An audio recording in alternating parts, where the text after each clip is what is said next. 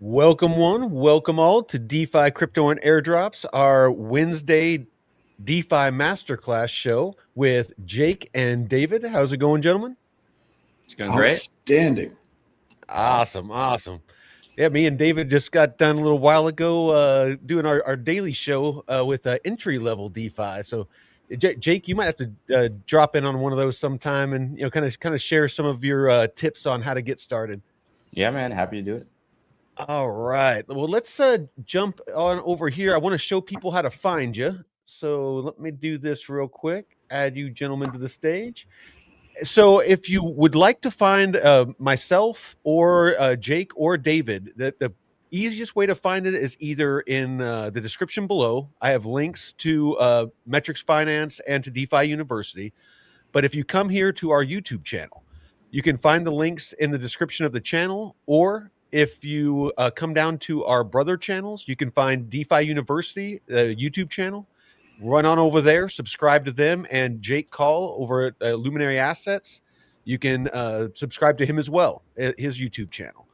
And then also in the description of all of our episodes, every single one of them, I have links to both of these gentlemen, and they're invaluable content because they have a bunch of free educational materials. I know David, we've gone over it in the other shows. He has DeFi University, and all of the course material is free. So there is no excuse for anybody out there. I know that when I first started, a little bit over a year ago in DeFi, I was having a hard time finding a way to just get started in DeFi because everybody that I went out there and found was already so advanced that it was like trying to walk in on a college physics class when I had no idea what the hell they were talking about. So there's really, really good content, and it's all free. So there's no excuse to not learn this stuff. So let's go ahead and jump on into this. So where we want to start today, gentlemen?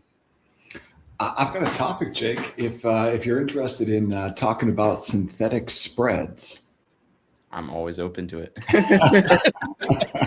He's always open to spreads. My favorite conversation starter. Synthetic spreads. You're at a bar. You see you're at a bar. Over there.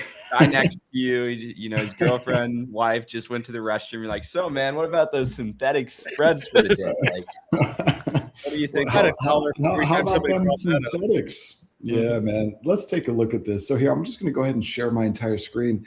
And the content that I put together for today in the school community, in the DeFi U school community, is all about trading these different types of synthetics.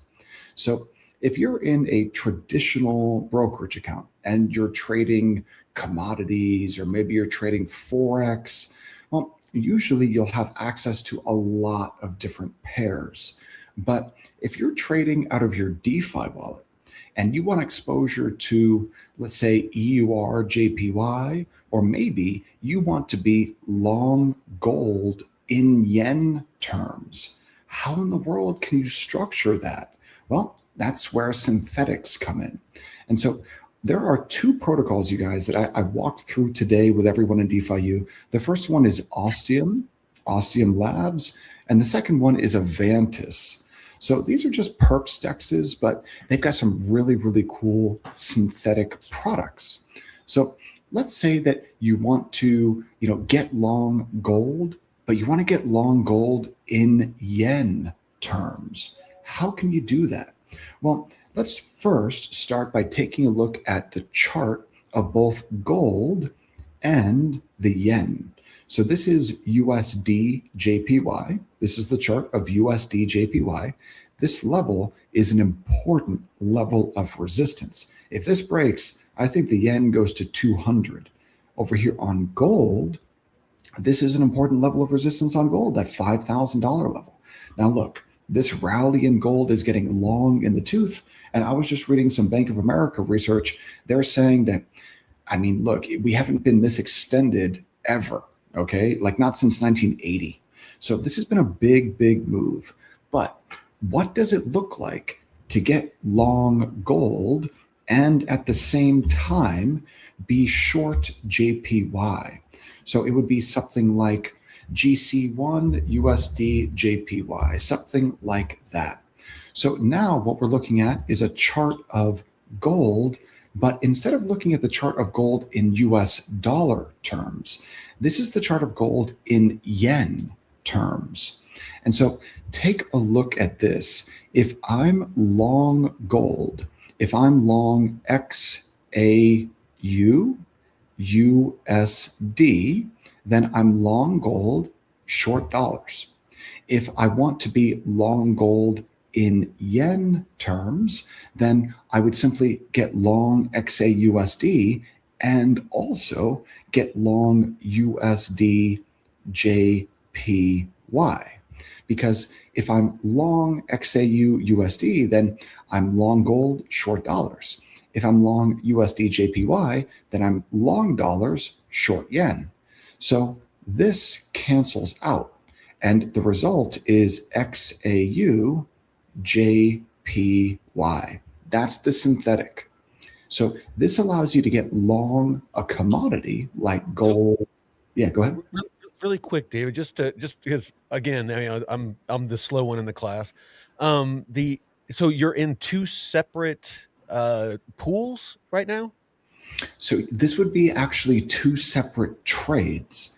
So Okay. yeah, so this is an instance where cross margin might actually work in your favor. Now, if you were trading that out of a traditional account and you had portfolio margin, you would get what's referred to as margin relief.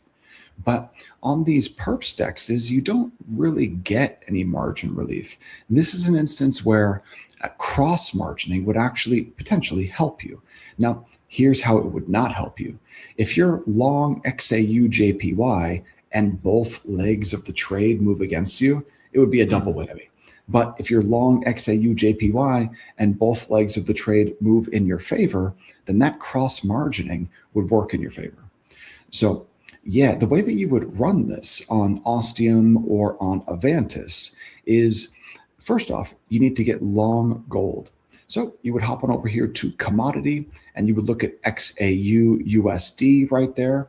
And so here's the asset that you would get long. You've got to keep in mind the funding though. This funding rate, you're going to be paying 3.91% per year just to keep this position open. And this is not static. This funding rate moves. So if this were to, if a lot of traders were to get long gold here and push the price for XAU USD on Ostium above where it is external to Ostium, you would see this funding rate shoot higher.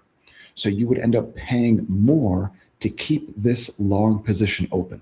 So that's really the core risk, in my opinion, outside of being wrong directionally, of course, is the funding rate risk.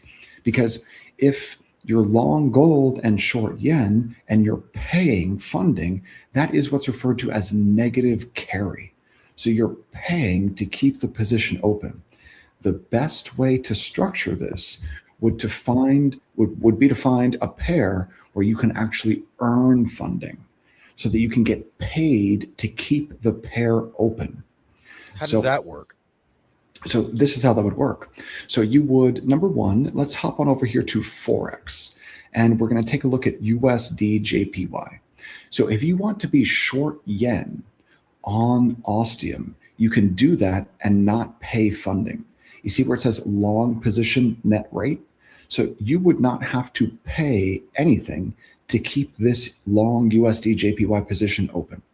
So that's number one. If you know that on this leg of the trade that you don't have to pay funding, then all you got to do is find another Forex pair or another commodity pair where you can actually get long that commodity and short dollars, or long that fiat currency and short dollars, and earn funding. So as long as you can earn funding on the other leg of the trade, then this spread would have positive carry, which would mean that you could potentially keep it open indefinitely. It's pretty cool. It's a nice way to earn yield. It's a form of sort of like a form of funding rate arbitrage a little bit. Now, David, why would you want to use, and again, I think I know the answer to this, but why would you want to use, say, a perps market on something like Ostium or something like that, as opposed to just strictly holding the asset itself, like something like JPY stablecoin. If they have those, that could be the reason why why we're using Ostium. But yeah. No, you're right. You're absolutely right. It's just liquidity. So if I hop on over here to Coin Market Cap, Jake, isn't there a yen stablecoin now? I think it's this one. I've got it in my recent searches. JPYC.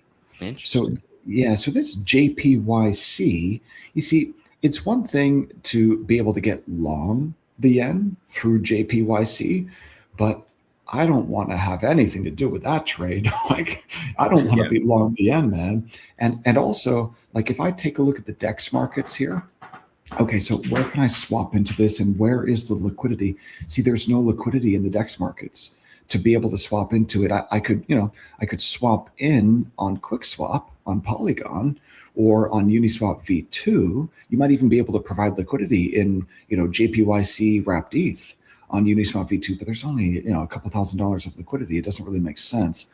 But it's not just about that. Where do you borrow JPYC? Because you want to be short, or at least I want to be short JPYC. That's the thing. I meant more for just like the long position in general, though. But like, I could see that like kind of argument. Like, if you can't get JPY, stablecoin, without having to pay hefty fees and slippage and stuff like that, even if your funding rate is, say, a little bit in the positive per year, a couple percent, it's still probably better to be on a market like that as opposed to being on just like swapping into it. The other thing that I was initially thinking of is leverage, right? So with funding rate arbitrage, what you're looking for is you're looking to get paid on one side or the other. In other words, you can maybe short and get paid, 15% per year to short. And then if you go long, you might be the one paying 5 to 10% to go long. But you could just hold your long in your actual wallet itself. You don't have to pay anything to keep that open, obviously. And then you turn up your leverage on your short, and then boom, there you go. But again, like, there's caveats to each of these. And if you can find a market where one's in the positive and one's in the negative, that's going to be significantly better because you're going to get paid on both ends. You're double dipping then. And then turn up that leverage and, run it. 100%, man. And so Jake, have you ever come across Loris.tools for funding rate arbitrage? Yes, actually. Yeah. I've used that. Yeah. So this is really, really cool. If you can find a pair where you can get paid on the long side and paid on the short side, then you could, put together, usually it's going to be like meme coin pairs, stuff like that. Very, very volatile pairs. And you might be able to find a really nice arbitrage over here on Loris. Like, take a look at Bera. So one thing about Bera Chain, you guys, is why did they call it Bear Chain? Like, why didn't they call it Bull Chain? I completely agree. Bulla Chain or something. I know it doesn't sound as good, but like, come on, guys. I mean, I don't want to be on the Bear Chain. I want to be on the Bull Chain, Yeah.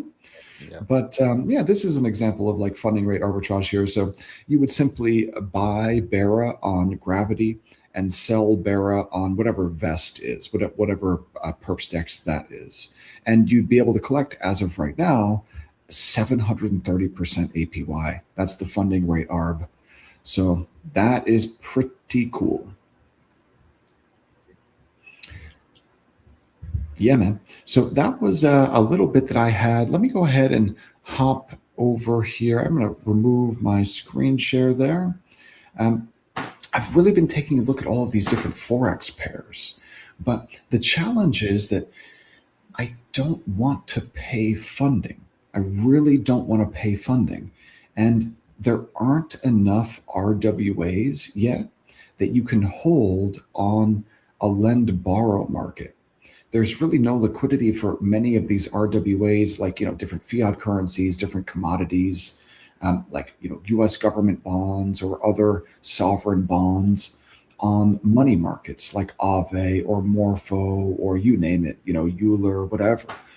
And it really is disappointing that the TVL on Plume, did what it did. I mean, I'm still, somewhat bullish on the project, but there's so many different opportunities, RWAs and different tokenized assets on there. I really hope that comes back. Yeah, I don't know. So if you here, let me bring up. Actually, I'll leave it. But if you take a look on DeFi Llama and you look Yeah. at the chart of TVL for Plume Network, dude, whenever you see it fall off a cliff like that and trend down to zero, it reminds me of Phantom, the Phantom Network, the Phantom chain. Um, and when the TVL Wow. really fell, Hold on. We need to take a second, David. I know. A second, I thought you were talking about the wallet. I'm like, what? No, man. You remember that? Yeah, Phantom Chain. That is wow. Now Sonic, but yeah, keep going. Sorry. Yeah. So Jake, I had a client who came to me. He had 2 Bitcoin on Phantom, and this was last year. Okay, or it might have been the very beginning of last year or the very end of 2024. And he had 2 BTC on Phantom, WBTC on Phantom, but there was no liquidity left on the chain. There was like 2 pools left on Phantom, and they were both on Curve, and they both contained 3 assets, but there wasn't enough liquidity for him to swap out of those 2 BTC into the Tether stablecoins that still existed on Phantom. Yeah. So his choice was either hold the WBTC and pray for something to change, which was a losing position, obviously, or swap out of the WBTC for the stable coin at a 90, I think it was like a 92% loss. So in his wallet, he was looking at the quoted price for the WBTC, but you couldn't swap out for anywhere close to that. So, and then you also had to bridge out. So it wasn't just the swap, you also had to bridge off of Phantom to Sonic. And you had to do that through their proprietary bridge. And you could only do that with the stable. You couldn't do that with WBTC. So he was completely stuck, man. And we struggled for hours looking everywhere for liquidity, couldn't find it. And so when I see Plume, when I see that TVL fall off a cliff, it reminds me of Phantom. A lot of people don't think that this is an actual risk, though, and it's something that you definitely have to be aware of, and that's why you want to stick to chains that are proven. I mean, sure, you go yield farm on a chain or something like that, but then if the entire liquidity gets hit, just like Plume, just like Phantom, you're cooked. And frankly, David, just to exaggerate the issue a little bit more, I had a client that had the exact same thing. Now, it wasn't with 2 BTC; it was with like $3,000 to $5,000 of capital, right? And we were able to extract like $1,500 or something out of it. So we had to take a huge hit still. It wasn't Bitcoin, so we had a little bit more out of it, and it was a much smaller trade. Don't get me wrong. But yeah, I mean, it just goes to show like those are things that you have to be worried about. Obviously, it's not as big of a risk as like what I would call like an exploit or something, but when you get into the DeFi space and specifically, you really have to map like where you're coming from and where you're going. Like you're coming from, the crypto industry where say you have crypto price risk, price go up and down, right? You have, some people call quantum risk, quantum computing risk, right? You have centralization of the network risk, right? So the actual blockchain itself. You go to another blockchain, like a DeFi native blockchain, something like Phantom, now all of a sudden you have the actual chain risk, which is liquidity and other stuff among that, and the chain being halted or whatnot. And then you also have the actual platform that you're on risk and smart contracts among that platform. And then to go even further, if you're in the liquidity pool, now you have impermanent loss risk or LVR risk or MEV and all these other risks. Like you have to map it out and know exactly how many risks you're taking, what you're taking, and mitigate each and every single one if you can. And something that a lot of people do not look at is your actual risk adjusted return. I would rather take a return of say 50% per year and put in 2 units of risk than get a 200% per year return and put in say 15, 20 units of risk basically, because when you look at your risk adjusted return, it's significantly better when you're getting 50% per year. It's 25% per year compared to something sub 20% basically. But something that a lot of people ignore is all of those. So if you're doing 30% on ETH, but ETH has a level of volatility above 60%. So let's say you're doing 30% on that ETH, but you could take that same risk unit and buy the S&P with it, which has, a level of vol around 15%. And if you generate half the return in the S&P, but you take less than half the risk, much, much less risk, your risk-adjusted return just buying the plain vanilla S&P is much, much higher than buying ETH, even though you generated more on the ETH position. Yeah. And then there's the argument to be made that obviously risk-adjusted return doesn't necessarily mean it's going to put more money in your pocket, but it means that that's how you base your diversification. It's how I base my diversification. Because if we looked at risk-adjusted return, like what's the best risk-adjusted return? CDs when they were at like 5% back in the day, and you can lock them in on like 5 years. That was a pretty damn good risk-adjusted return. But we know that that's only going to get us 5% per year. Whereas when we look at something like crypto, we might have our CD allocation and then our S&P allocation. And then we have our crypto allocation. And then in crypto, we might have our Bitcoin allocation, our Ethereum allocation. And then we start to branch out into the deep end and have lower market cap assets that, once again, risk-adjusted return might be worse, but the actual, possible return might be better over time. So that's how you should base your allocations, as opposed to, $1,000 here, $1,000 there. Oh, this one has a good logo. Let's give it 2,000. Gotta have the nice Solana. I saw this one on TikTok. And right. That was a great X post I read. I had a client that came to me at one point, and they're like, I'm like, how do you select these assets? Because they have like 30 assets, 30 altcoins or something. They're like, well, usually when I see multiple, he's like, I don't fall into the trap of like somebody just talking about an asset. Like I know they're shilling it, but usually when I see multiple people talking about the same asset, that's my indicator. I'm like, okay. I'm like, so a project can go and pay multiple people to post at the same time. And they're like, oh.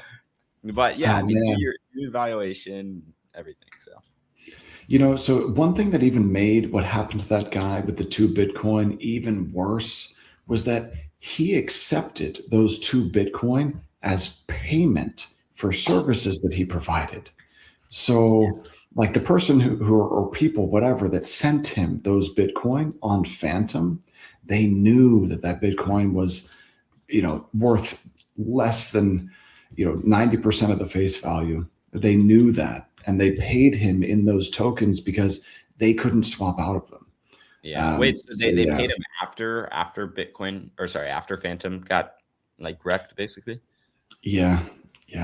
That's an interesting one, David, because how do you classify that if you receive 2 Bitcoin and the value of it is, say, $200,000, and you can only get, you take a 90% hit, you can only get $20,000 out of it, right? Because by technicality, wouldn't you need to write $200,000 of income? And then when you go to sell it, write a capital loss, but then you're capped at how much capital loss can offset your income of $1,500 per year, or $3,000 per year if you're married. You're screwed. You're screwed, man. I had a mini version of that on the Terra Luna shit. Like what did they do to us? They airdropped all of they UST tanked, right? My 30 grand went down to like less than 3 or something. But then they did like a airdrop, and at the time of the airdrop, I got 9 grand. So I'm like, okay, it's not a horrible hit. But guess what? That 9 grand is an airdrop. That's taxed as income. Thing is, they gave it to us all up front, but then you couldn't sell it. So it wasn't like it was vested where the tokens come into your wallet over time. It was like you get everything up front. It's just you physically cannot sell it. Like it's coded into the actual contract that you can't sell it. So I had to write 9 grand of income. And then by the time all of my Luna is vested, it's worth like $1,000 or something like that. So then I have to write an 8 grand capital loss. And it's like you're capped at, once again, how much capital loss you can actually write off. So again, it's not a fun time. And I think this is something that oftentimes a lot of people don't account for. So, what we really need though, Jake, is we need that Clarity Act, and it needs to be written in such a way that it actually protects operators in DeFi and crypto holders, because the stuff that we're talking about, it's pretty clear to me that the IRS really needs to up their game in understanding crypto and DeFi assets, because it's just not right for people who want to do things legally to get screwed like that on their taxes. Yeah.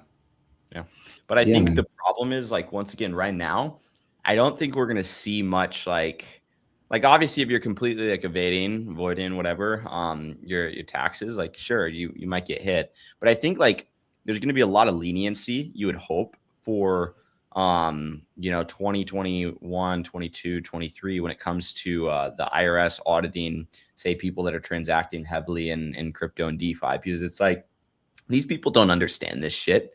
It's like, oh yeah, I was in a liquidity pool. I got hit with some LVR, some IL. They're like, what the fuck is this guy talking about? Like, this dude's speaking gibberish over here. Right. And I work for the damn IRS. I got my high school degree, so here we go. Like, I'm ready to audit some financials. Yeah, I mean, that's my point. It's like there's no clarity regarding it. I think there's going to be a lot of leniency, especially around airdrops and everything like that, and situations like that.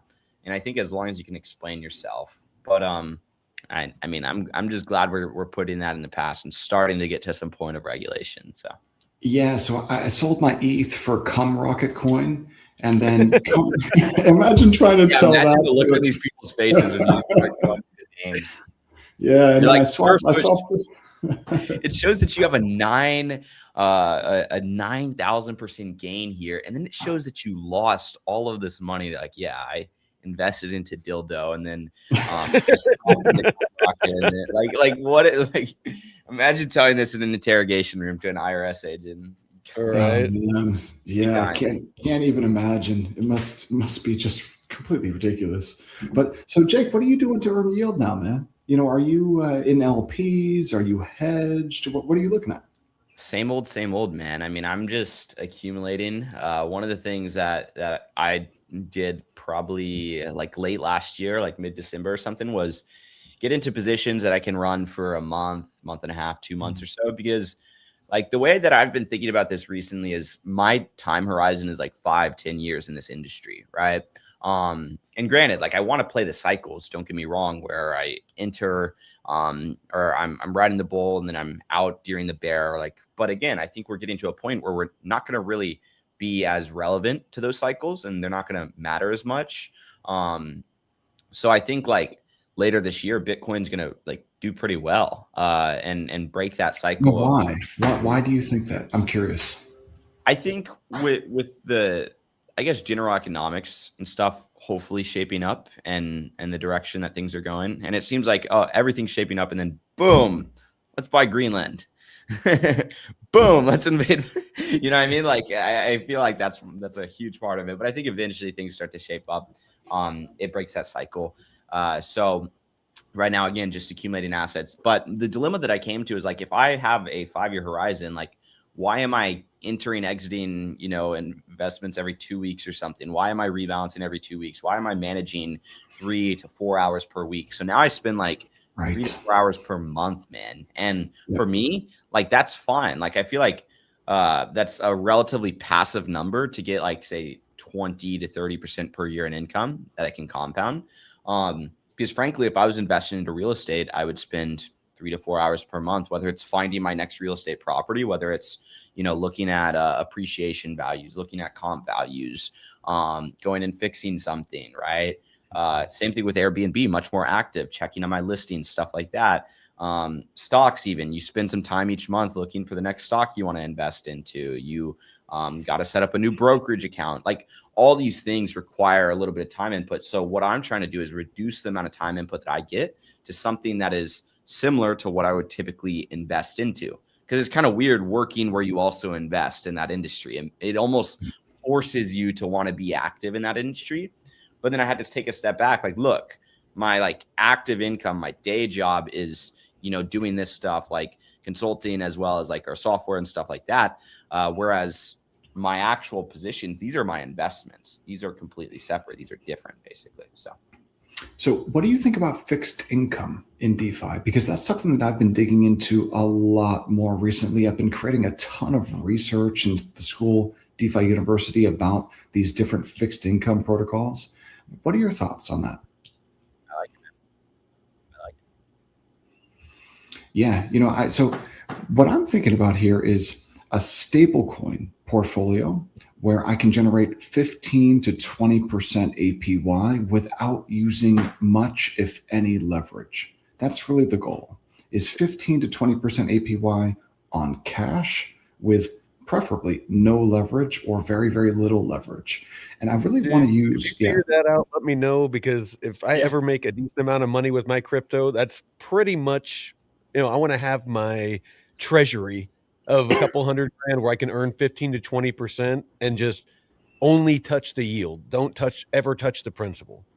well, I can walk you through right now live how to structure that if you want. Yeah. Yeah. Okay.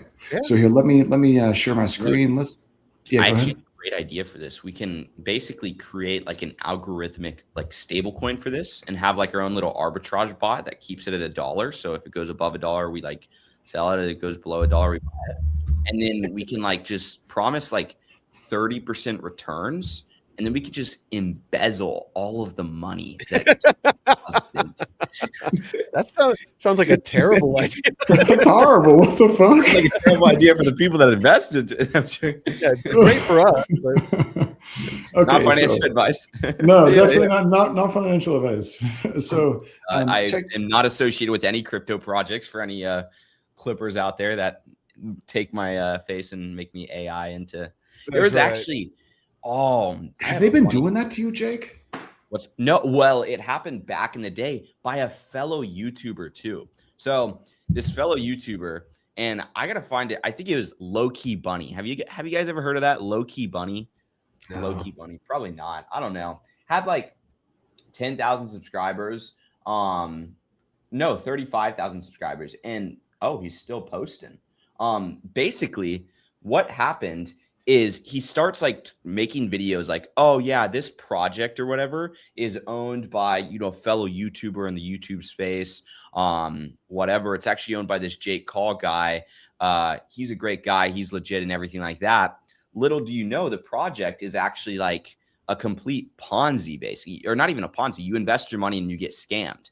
And I'm like, well, is this guy dumb enough to think that like, I actually am behind this project? Because this has the worst website ever. Like my face is all like slurred and everything because this is like a year and a half ago when AI was not good. And sure enough, there's a VSL, a video right on the landing page. Hello, everybody. This is Jake. Oh my God, no way, dude. Really? Because somebody commented on my thing. They're like, and the conclusion that I came into, again, not accusing anybody, not making any accusations, any accusations. When you looked up the domain that the project was on, the email that was behind the domain matched one of the older emails that was associated with the Twitter profile that was associated with the guy running this YouTube channel. So the conclusion that I made, once again, not accusing anybody of anything, allegedly that this person was basically creating videos about projects that people like me, quote unquote, owned, but little did they know it's him in the back and he's just got other YouTubers' faces on it. So he's framing people. I'm like, what the, and that's exactly what he's doing. I got blocked when I called him out on it in his Twitter, and I called him out respectfully. I said, hey, are you associated with this? Blah, blah, blah. I did some digging, found it, blocked. So that's just basically I am guilty and I don't want to talk to you card. So how do you do something about that? Because like, dude, I just told him I was going to sue his ass into an oblivion, basically. And I sent him his address. So, I mean, I sent him his address and I told him, hey, bro, take this shit down or I'm suing your ass into oblivion. It kind of reminds me of when President Trump showed the house that the Taliban guy lived in when they were at a meeting. And he was like, look, if you fuck around, you're going to find out. Look at this. Oh, yeah. When Trump, by the way, he's like, I'll drop a bomb on your house. Like, showed him a picture of his house. Yeah. A satellite image of his house. The problem is a lot of people like to think like, oh, I'm just I'm a guy on I'm a guy on YouTube. Like people can't find my information. Like this guy might say he's going to sue me, but he's really not going to go through with this. Like he doesn't have any of my information because the guy's using like a stage name and everything like that. But like little do you know, this guy had like a previous business that was linked to one of his old Twitter profiles, and you can go on that link and then you do some digging on that name and then you search up, he's got this in the background, like, or he mentioned he's from Vegas, or, he's smoking a joint, like 2 times a day. Cause he is in his YouTube videos. He's like, give smoking me a joint, like, huh? Takes like a hit of your blunt and then comes back to the YouTube video. That sounds like a lit stream. I don't know what that is. Like, what is that? I'm like, wow. Okay. but yeah, so Jake, what do you think of this, man? So I vibe coded Yeah. up this little DeFi flight simulator, and it allows me to add positions over here on the left. I can even add a levered position if I want to. And then in the simulation canvas, it's going to show me all of the positions that I've added. And then on the risk telemetry over here on the right, it'll show me my total portfolio equity and, importantly, my blended and weighted average APY.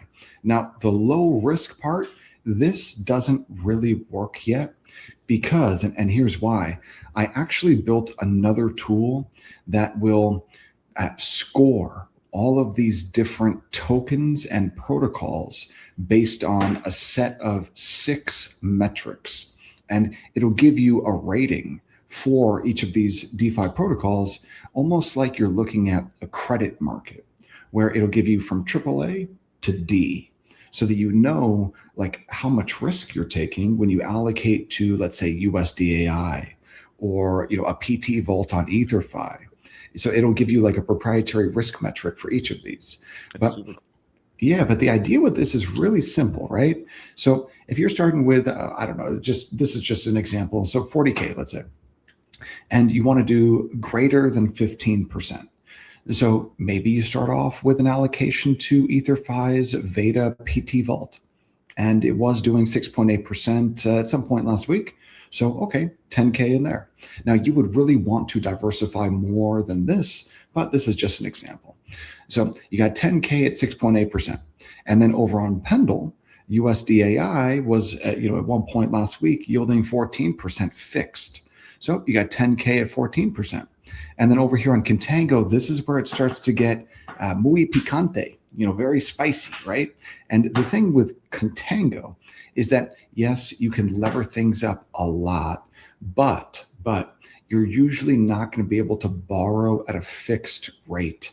So yes, you might be able to achieve 35% on stables or on yield-bearing stables like SUSDE with a ton of leverage. But if your borrow APY all of a sudden spikes a little bit, then this position, a levered position like that, will become a loser really quick. Yeah. So, yeah. To tack on to that, I had a position I was running on Aave a long time ago. I think it was Avalanche, and it was just a simple looping strategy, collateralize USDC, borrow USDT, capture the spread. I was doing 20% plus on it, but I got hit with like a $3,000 liquidation because I was levered out of my mind, like literally the max amount of leverage that you can do. And in this situation, right, USDC got depegged by I think a cent, and it completely it made me lose $3,000, like a cent. Now, not only is there depeg risk, it's like, what happens if things switch and all of a sudden I am paying more to borrow than I am actually earning on the collateral? Then give that 3 to 5 days at the amount of leverage that I had, and I accumulate enough, whatever you call it, borrowing costs, boom, I'm also liquidated. So it's like, always got to be careful with these things. And while it might seem, oh, it's a stable coin, like, of course, let's just do max leverage. Cause what's the worst that can happen? Believe me, you can lose all your fucking money. That's the worst that can happen. Right. You know what I mean? So yeah, you're absolutely right. But what are your thoughts on Pendle? I really, really like Pendle, but what do you think about the Pendle protocol? Honestly, I love Pendle too. I like the idea of it, how, you are essentially separating that yield and allowing people to bet on it and trade on it, almost trade the yield. And then also the people on the other side of the market are obviously can lock in fixed yields and stuff like that. Honestly, I have no idea how they do this. I have not been able to grasp their model on that yet. And frankly, I haven't spent the time. But I trust it. And I have people on my team that understand it very deeply. And I have positions on Pendle right now. I actually have USDAI in my portfolio right now on Pendle. So yeah. Yeah, so this is how Pendle works. You've got this SY wrapper. So let's say that you are Athena and you've got the SUSDE token, a yield-bearing token. Although you could do this with a token that doesn't have any underlying yield. It gets wrapped in with SY, and they create 2 tokens from it: the PT, the principal token, and the YT, the yield token. So the principal token is the underlying stripped of its yield. And that means that you can buy the underlying asset if you buy the PT, you're buying the underlying asset at a discount. And so it allows you to swap in to the underlying at a discount. This is essentially a zero coupon bond. That's what the PT is. And so if you build, yeah.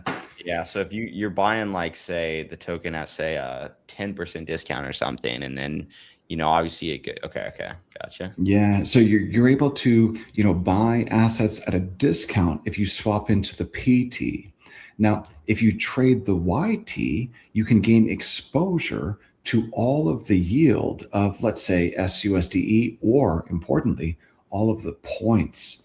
But you can do that with huge leverage. So you could, gain 20x exposure to the yield and the points of some asset. The thing with the YTs, though, is they go to zero at maturity. So this nice thing about the PTs is that they're fixed. It's referred to as fixed rate, fixed state. So you earn a fixed yield when you swap into the PTs. So if you take a look at something like, whatever this is, PTSAID, the thing with this stuff is you really need to have a solid understanding of the underlying assets, because you don't want to get sucked in just by taking a look at this fixed yield. Like, you might look at this 14% and say, oh man, 14% for the next 189 days fixed, sign me up, right? But what if SAID is like, I don't know, getting AIDS or something? Like, you don't want that. So and there's also no liquidity, so you got to be more discerning than you just look at the percentage yield. So, maybe something like Resolve, like these guys are just running a basis trade, so you could take a look at 9% on the RLP token, which isn't that their, part of like their junior tranche or something like that. Now it starts to get really, really cool when you lever these PTs, because if you lever the PT, well, then on the collateral side, you've got fixed state, fixed rate yield. So if you're earning 9% on the collateral side, and then when you go to borrow to borrow some leverage to lever this up, if you borrow at, let's say, 6%, well, now you've got a 3.9% spread. And if you apply, 5x leverage to that, all of a sudden you're doing greater than 20% APY. So that's pretty freaking cool, right? Now it gets even better. You could hop on over to a protocol like Term Max. And on Term Max, you can actually borrow for fixed terms at a fixed rate. So this essentially allows you to lock in that levered yield for a specific amount of time. So if I hop on over here to, maybe leverage, I haven't actually used Term Max in a long time. And it looks like maybe, is this protocol even working anymore? Like, where's the TVL? Okay, yeah, there we go.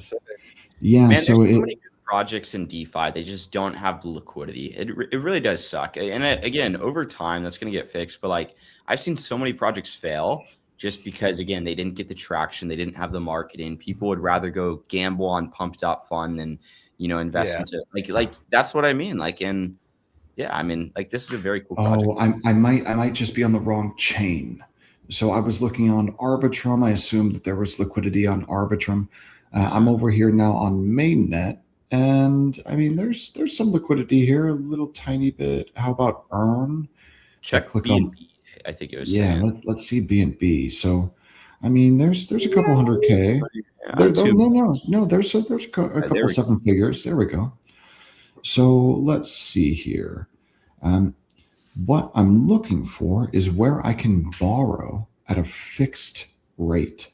But hey, you know what? Earning 12% on stables, I just don't know this curator though. And you got 98K of liquidity. So the second nothing there. You're now getting like 10%. Yeah, you're right. Let's take a look at BNB chain. So over here on BNB chain, anything going on? Maybe, kind of, sort of. So yeah, man. Alpha vaults is what it was. If you go back over to alpha, it said alpha, quote unquote, alpha vaults are on BNB chain. So I wonder what this is. Look, man, the alpha is 1.6%. That's so much alpha. Take my money. I know. Yeah. I mean, like it's such a good idea to be able to borrow at fixed rates. It's talking about the long and short over there on the right with a 10x and a 9x. I mean, would that be 10xing or 9xing that yield? So it looks like this is just the price change. But these markets, like, okay, RTX, Star, Stable, like, what are these even? Yeah. These might be like some type of BNB chain native token. Like maybe this is a stable coin. I don't know. But let's see. If I want to be long, there's no liquidity here. Yeah. It's such a shame. This is such a cool idea because if you've got a PT over here, if you just swap into a PT and you're earning 9%, and then you can take it to a protocol where you can borrow at a fixed rate and you can borrow for less than what you're earning on the PT, you basically lock in that interest rate arb, which is pretty awesome. There was some of that on Plume as well, and that's why I was so excited about Plume is you could take a lot of the PT and YT over onto some of the protocols on Plume, like borrow against them and do some looping and things like that. But yeah, I mean, but the thing about Plume is this is scary right here. Yeah, that's pretty scary looking. There's not liquidity. I mean, there's not liquidity. It's kind of end of story. I mean, hopefully it comes back, but I'm not. A couple months ago, I actually told everybody in our community to, if they had any liquidity on Rooster or any of the Plume protocols, I was like, you might want to yank it because liquidity is getting really thin.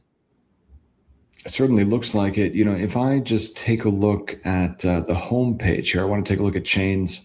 It's been really interesting to watch Ethereum's dominance, grow in terms of DeFi TVL. Well, the problem, or not even the problem, and actually this is a great model. But basically, these new chains launch, they generate hype. They actually bring new people into the ecosystem, right? I mean, take Richard Hart, for example, Pulse Chain. Like, that brought so many people in that didn't have a flying clue what they were doing. But then eventually these chains, like, they go bust, whatever. Like, people decide, oh, I'm going to withdraw my money to something better. And they make their way to Ethereum mainnet. And then, boom, DeFi just grew because this person started somewhere and eventually ended up onto Ethereum. And then in addition to that, why would you want to be anywhere else other than Ethereum? Sure, there's great like short-term opportunities, and I can understand that, but the good stuff, the low risk stuff, the stuff that institutions are investing into is on Ethereum. It's not on these other chains. Sure, they'll allocate there, but Ethereum is the backbone of the entire industry, and it's going to stay that way for a while. Even though it's a slow chain, expensive chain, whatever. Like institutions they wouldn't mind paying $500 gas fees. Like if it meant that they're transacting $100 million without insane actual like variable fees and stuff like that. So it's like, that's why I'm on Ethereum primarily. I have some Base. Sure. I could see the use case behind Base, but. Yeah, so what do you think? Have you come across, I can't even get into it without a VPN turned on. I saw Steven TCG talking about BuyReal and, a couple of opportunities over on BuyReal. This is, I guess, Bybit's DEX. It looked like you could provide liquidity in like the S&P 500, a synthetic, or the NASDAQ, or, gold paired with gold. That might actually not be a bad idea because at least if I hop on over here to Uniswap and I take a look and I'm looking for, I want to explore token pairs here. And maybe I'm looking on, I don't know. I'm just looking for like, PAX G paired with XAUT. Yeah, Uniswap's filter really sucks, man. Like their search function does not work. So if I hop on into like Revert and I go to the create position and then network whatever tokens, I'm really just looking for like PAX G and I'm looking for XAUT. I'm looking for that pool. So and then if I go ahead and just sort by TVL, so something like this seems like it could make sense because look, if you're able to do, 20% at fee APR in a pool like that, but you've got zero divergence. That's the thing. Yeah. Like if your fees are greater than your impermanent loss, then you're winning. But if you don't have really any impermanent loss, then that makes this pretty attractive. The only problem is you're long gold. I don't know if that's really a problem or not, but Not right now. well, Well, yeah, but at the same time, depending on if At the gold same time, decides yeah. it I mean, wants this to- chart looks like it's a disaster waiting to happen. I mean, does, right? yeah. Like there's 5K. I mean, it's and definitely been running hot. So I mean, it's usually when things they pump ever that make their hard, way into there's Fort usually Knox to see if a the gold was correction. actually there? did they ever audit it? Oh, I have no idea. Oh, you're talking about Fort Knox? Yeah. I don't No, know. I don't think not they that they reported anyway. just wait till the one day that they audit that, and oh no, where's the gold?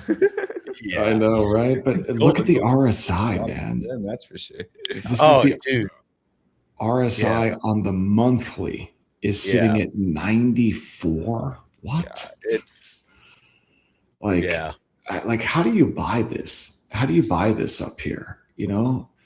All we need in order to know that the top is in for gold is to see like a line out the door and around the block at like the US Mint somewhere, like in New York State or something like that. If you see like we saw in Australia, if you see a massive line out the door at the Mint, the top's in. But this RSI at 94, man, that is kind of scary. And this move, like a correction would not surprise me in the least. At all. Yeah. At all. And it's silver too. Yeah, man. I mean, silver, silver seems like it probably has some type of a structural bid underneath it. But it looks like a meme coin right here. I know, right? Look at this line. Isn't that crazy looking? And this is silver, man. I mean, from 35 to 90, what did it get to? 95 or so? Oh, yeah. So I have like 100 or not 100. I got like $1,000 of silver at $25, like physical silver coin at $25. I'm like, oh, I'm liking my ROI right here. Making that big boy money, honestly, it's like I need to start talking about my silver investing more. It's I've been telling people I've been stacking silver since it was $5 an ounce back when I was a kid. So through my adult life, I've been buying the rounds and bars and coins, the collectible coins and just all of it. So yeah, my silver investing has benefited me much more than crypto has. Now, so here's the thing, though, you guys. Even though silver has ripped, right? What if silver? Yeah, it ripped, but it was just being suppressed for like the last 5 decades. Yes. Like, what if silver should have been trading for $100 an ounce for a long time, and this is just a repricing? That's what a lot of people are talking about, and they the kind of the proof of that is I forget what they call it, but it's basically price movement relative to gold.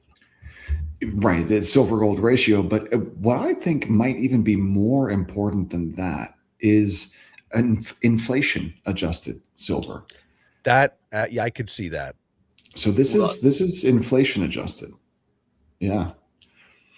So yeah, go ahead, Jake. Yeah.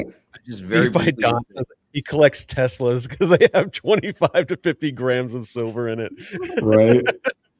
I think that you might be paying more than the return. But like in a day and age where you can buy fractional shares of literally anything, right? And you don't have to go to the store and you're buying for an investment. Like, why would you buy silver over gold? Like it just doesn't make sense in my opinion. Now, granted, like I mean, a retail investor that doesn't care. Now, when you look at these returns, I can see why people would buy gold, and I could see that. But obviously, these are well-established assets, or I should say, commodities. So it's like, why buy silver when you could just buy gold? Well, so here's the ratio. So here's silver in gold terms. And I don't know what you call that. I call that resistance. So, look, if it breaks out though, if silver breaks out, then hey, it's probably got against gold like another 70% in the tank. So that is, and then if you take a look at inflation adjusted silver, it hasn't even reclaimed its 2011 inflation adjusted high, but gold has. So if we take a look at gold, gold has, if we price it in USM2, gold has already broken above its 2011 inflation adjusted high. Silver has not. Silver's got like another 40% to go until it even gets to its 2011 inflation adjusted high. So maybe there's more room in the tank for both gold and silver, but man, I haven't been able to pull the trigger on getting long. Like I'm a trader, man. Like that's what I do. And I just haven't been able to buy it. Like I can't get long. How do you get long this? Yeah. After seeing that chart, like, how do I like? Oh, I'm gonna go long on this and do like 10x fucking leverage or something. Yeah, no way. And even silver, like even after producing all the research that I put together on, the fundamental reasons why silver probably has more room to run, even with all of that, the trader in me can't buy this. I just can't. Now, here's the thing though. I could buy silver if it breaks out in gold terms. So if silver breaks out in gold terms, then all of a sudden that becomes kind of an interesting trade.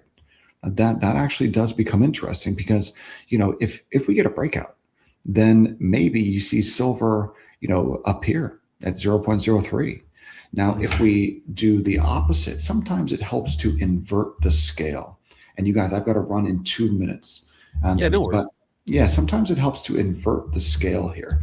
So GC silver. So this is just the opposite. So now that we're taking a look at this, let's see here. We've got support down here. So quite a different looking chart here. Oh yeah. That's, maybe 30%. Maybe silver gets to, 36 ounces per ounce of gold, 35.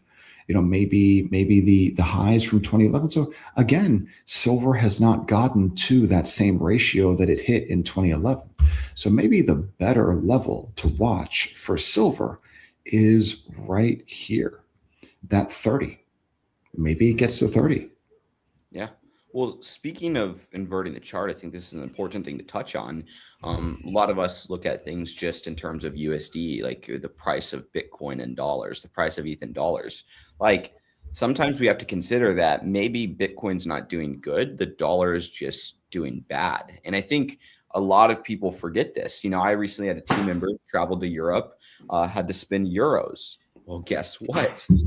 It's a lot more expensive to spend euros over there, especially when you're earning in dollars, because the euro is a lot stronger than the dollar right now, like from what I can tell. So yeah, I mean. So you know what's funny about that, Jake? And then I've got to run, you guys. I've got another call in 1 minute. So I recently moved from California to Florida, and dude, I got to tell you, I love it here. Number one, and number two, everything's half the price. So it feels like I moved to a foreign country and I'm buying stuff with dollars, and like it's crazy, man. Like here, I'll give you an example. Ground beef in California, $15 a pound everywhere in Northern California. Man. Here, $6-7, literally half the price. It's just unbelievable, man. That's just one example. Yeah, it's about the same price in Texas too. Just for reference. Wow, California's just getting ripped off. Yeah. No, it's bad. But thank you, gentlemen. I know you both got to run. I want to be respectful of your time, but I definitely appreciate all the knowledge and information that you guys share on these. But till next time, Veteran Crypto out. Peace. Later.